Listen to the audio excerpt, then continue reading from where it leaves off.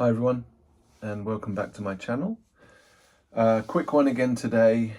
I had a few purchases from eBay that came in. I think they're related. I got 3 packages.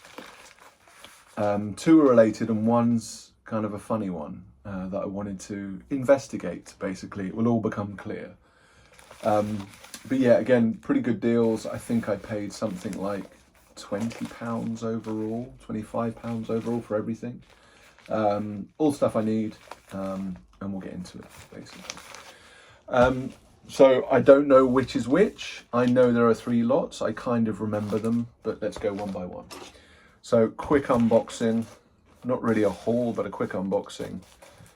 Normal eBay purchases, vintage science fiction. Let's get into it.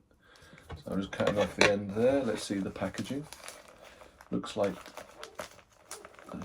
newspaper, which is fine. I don't get too worried about things like that, although if it's an expensive book, that would be more worrying. Okay, it's like a pass the parcel gift. Let me just cut that bit open. Uh-oh, cats are going to love this again.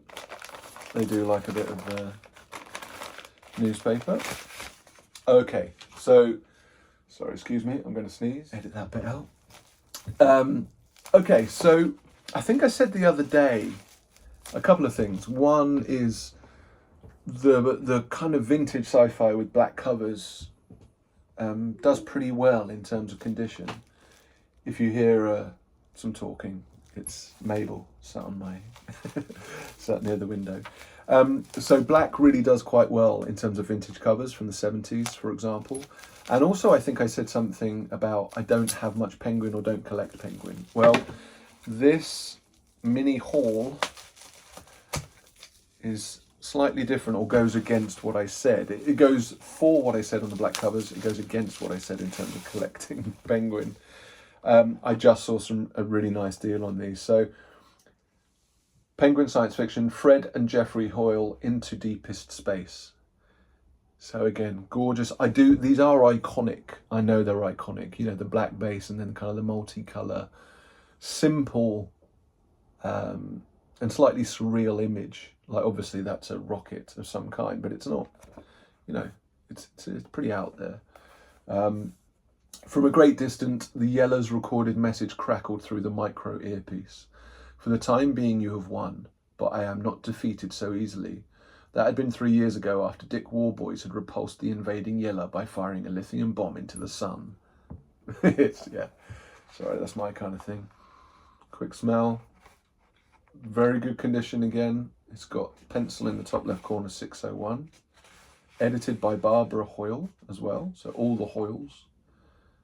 1977 Penguin books. Gorgeous, like perfect for my science fiction retirement library collection. Nice, very happy with that. The next one, which I think, because it's the bigger one, is the one which is related to that. I think, if I remember rightly. As you know, I work too hard is my excuse, and I've got a bit of an empty brain sometimes, haven't we all? So, although I ordered this, I think 10 days ago maybe, I think I was back in the UK, I can't really remember, so okay, this is nice. So this is from an eBay seller that I haven't bought from before, I don't think, or maybe I have. The reason I'm not sure is they give you a free bookmark, and I feel like I've seen that bookmark before. Now, I've got a mini drawer, full of bookmarks. I don't collect them per se, but I do have quite a lot. I think most book readers do, right? So that's just a handful.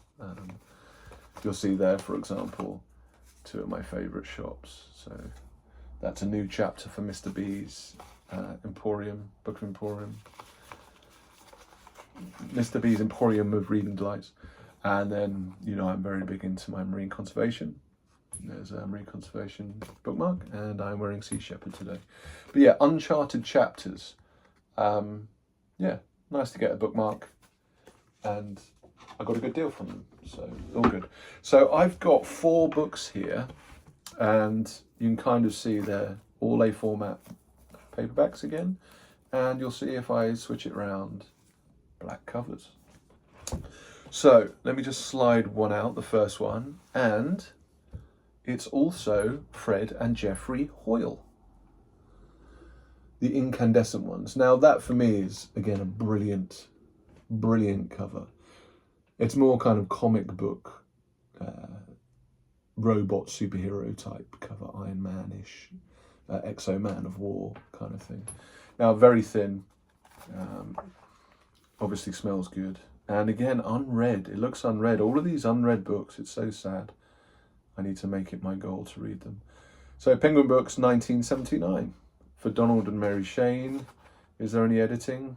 Edited by Barbara Hoyle. So they were a team. I'm not sure how they were related. I do need to look that up. But United Kingdom, 75p. Young Peter, a student of Byzantine art at Moscow University, receives through a cryptic sentence in a lecture a message to buy 2 books of his choice at a specific hour in the university bookshop. When he opens the package, a 3rd book has been included. It is this 3rd book which sends Peter on a series of adventures leading to the unravelling of a mysterious power source, guiding the destinies of planet Earth. His quest is also intimately linked with his father's baffling disappearance. Fantastic. You know, those, it's just the blurb. 156 pages. Perfect. Although, strangely, the way that was designed, you can't really see that because it's white on white, white on grey. So, book jacket design, not great in terms of if that was in a bookshop trying to sell, but in terms of my science fiction retirement library, perfect. You all right, Mabel? Yeah? Okay, so number 2 of the stack of 4, black again, and this kind of, I haven't read this. I've only read Sirens of Titan and Slaughterhouse 5 a long time ago. But another one of those iconic covers. I do know who it was. Who is it? It's when I first looked at it. Does it actually say? Let me just search for the post. Is it Pelham or Bellum? I always get this wrong again. Oh no, yeah, sorry. What an idiot. Cover design, David Pelham. So these are iconic again. I have to look into the full set. And this isn't 1980, this is earlier, I think, but it's fantastic condition again. 1973, absolutely fantastic condition. I think it's unread. I think it's just shelfware. But yeah, David Pelham. I'll have to look up his art in general, but that's iconic bomb of some kind with what looks like a snowflake. Fantastic. So that's 2 Hoyles and a Vonnegut, and then the 3rd one, strangely, it's like I'm collecting them at the moment. Fred and Jeffrey Hoyle, The 5th Planet, and that's another David Pelham cover. Like, seriously iconic. The full black, and then it's kind of primary colours, right? Red, yellow, blue, and that's red. It's got green as well, but it's very similar. Let me just check this one. I don't think it is. No, that's a different one. Now, is this Pelham as well? Did I miss that one? No, okay. So that's not Pelham, but these 2 are Pelham, and they are absolutely gorgeous. And this is when I'd like to display them like this. As you can tell, as you know, I display them like that at the moment until I get my library. But that is also unread in fantastic condition.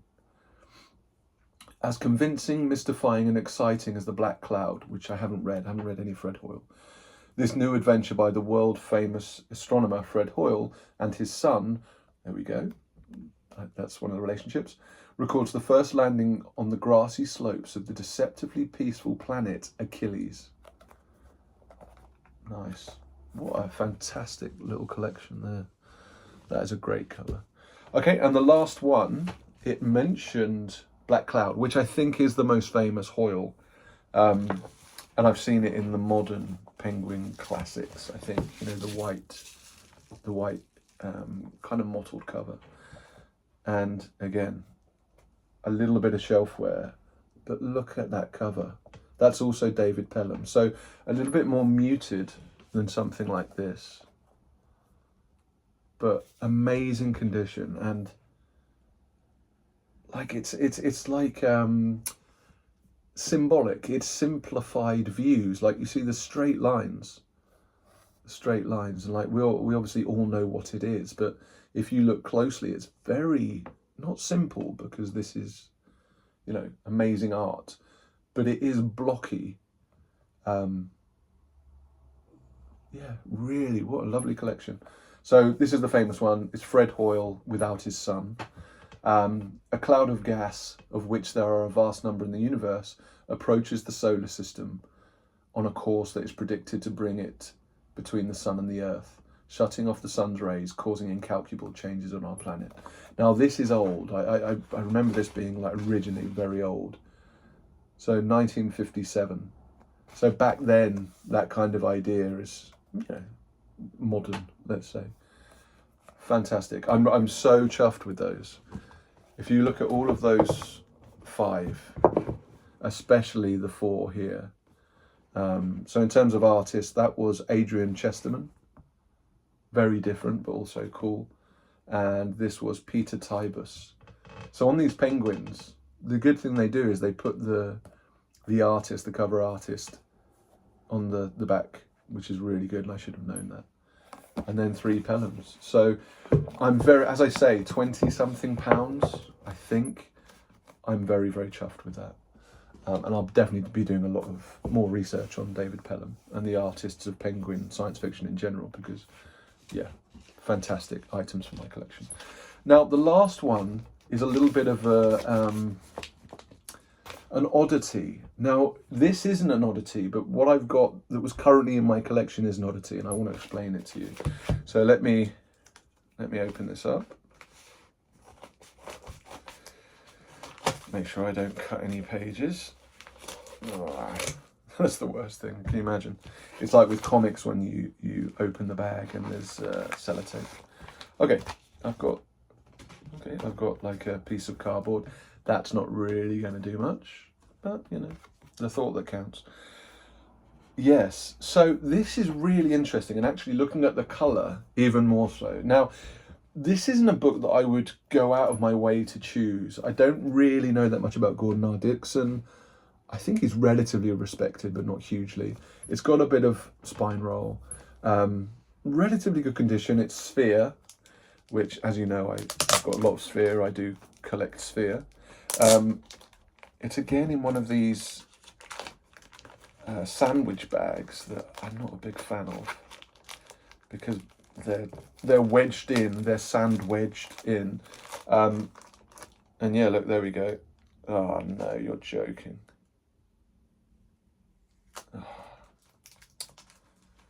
The way it's done is just not good, and the sellotape isn't the low tack stuff. Could have been a lot worse. But yeah, I don't know why they go in those sandwich bags. You really need the BCW paperback bags. But anyway, the reason I've got this, now, I've already got a copy of this, but it was on my shelf and it was confusing me. And the reason it was confusing me, I'm going to show you. I'm going to show you this way, okay? This is my original copy. Now, when I put it here, look, what is going on? Now, that's the same book from the same publisher, and it's a different format. Now, I honestly thought it was just a different format, but when you look closely, now, apart from the discoloration, the printing of blue and purple, look how this book, my original one, is cut off at the bottom, right? If you look at the pictures and the alignment. Okay, the top isn't too bad. The bottom is completely out. This is missing a chunk. And if you look at the end, look at that. It's like someone has taken a saw to it. The rest of it is pretty much aligned. And this was why I wanted to get a copy of this book, to see what's going on. Because when you look closely here, you can't see that it's, like, I don't think it's been done after the fact. I think it's part of the book creation process where a slicer or one of the big heavy machineries has sliced off too much. You might see Penelope, by the way. She's just popped up beside me. There's an ear, and there's a beautiful girl. That's it. So yeah, the weird thing is that was upsetting me so much because of the alignment of my books that I wanted to get a replacement. Now that I look at them together and I'm seeing purple and blue, and you know, I collect some comics as well, and the idea of variants, right? I'm thinking in my mind that this is a variant of this book. Do you know what I mean? As a collector, so I might have to keep both. So it kind of backfired. But that was my Oddity. It is faded. It is a slightly different colour, rightly or wrongly. Maybe that's faded. But the strangest thing is, oh no, hold on, I could be completely wrong. And the reason is, it's also smaller that way.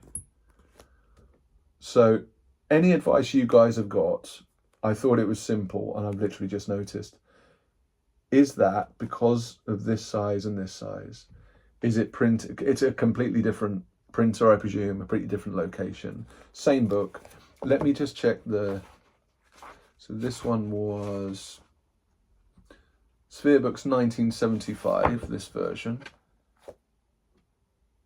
Printed in Great Britain by C. Nichols and Company. Ah, interesting. Oh, I love books. So this is an older reprint in 1980, printed and bound in Great Britain by Collins Glasgow. So literally two completely different creators of books. One in England and one in Scotland. But also the smaller one is much earlier. It's 5 years earlier. C. Nichols and Company.